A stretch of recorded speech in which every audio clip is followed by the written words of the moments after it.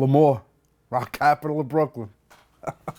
Yeah, that was my home. That was my CB's. I mean, you know, I would say CB's deserves, more recognition because of all the historical bands that came in and just what it represented and all.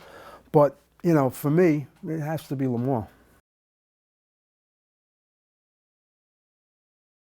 Well, I've been playing drums a long time, so my first influence was John Bonham.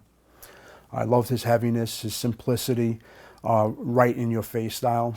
And then I grew an affection for Neil Peart. You know, this is a common thing. You know, one of the best compliments I ever got as a drummer was when someone said, you sound like a little Bonham, a little Peart. And I was like, yes.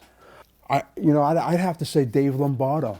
Dave Lombardo, we played shows with them. And I'd just watch his feet. And I'd be like, holy shit, this fucking guy is tight, moves. I mean, like he was, and then around the, I mean, very, very sharp player. I always admired him.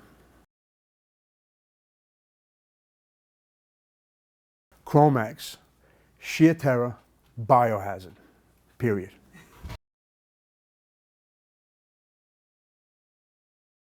The first time I snuck in there underage and I saw Zebra.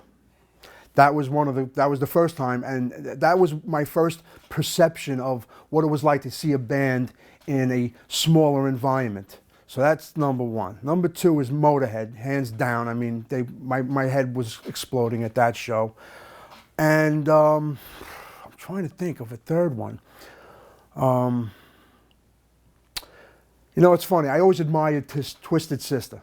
I thought Dee Snider had the energy and the control of the audience that was, second to none. I mean, he made an entire 1,200 people packed house of L'Amour jump on one foot, just because he could. And so yeah, it was always fun watching Twisted Sister there. Male Supremacy is one of my favorite. Inner Conflict. And Predator from the first album.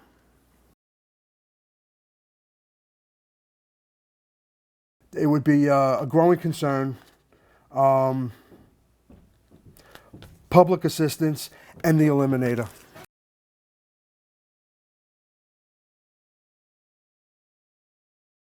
Hit the fucking drums. Can I give you a little explanation about that? Okay.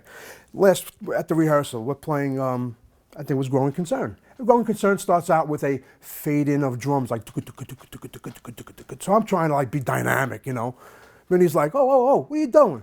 And I was like, I can't hear you. And I'm like, Vinny, the song starts out, you know how it starts on the record, it starts off, He goes, hit the fucking drums. And I was like, okay, there you go.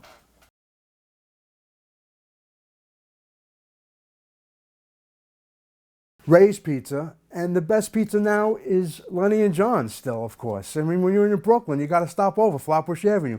Get a slice of pizza while you're waiting for the spaghetti with clam sauce.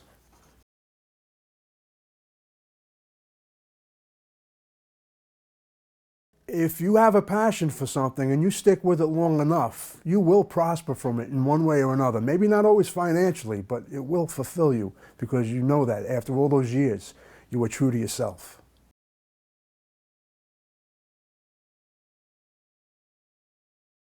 Why? I'm not sure why. I would have liked to have been asked. I'm not sure I could have done it if I would have had the time, with my job and my obligations to my family. But it would have been nice to have been asked. And but there are a lot of people in Europe who were really glad to see that version of Carnivore. And to me, Carnivore's music is more important than my feelings being hurt. So the fact that they got to see a version of Carnivore, or at least got to see Pete up there singing Carnivore songs, yeah, I would have loved to have been part of that, but, at least people got to see it, and that's good, and that's important.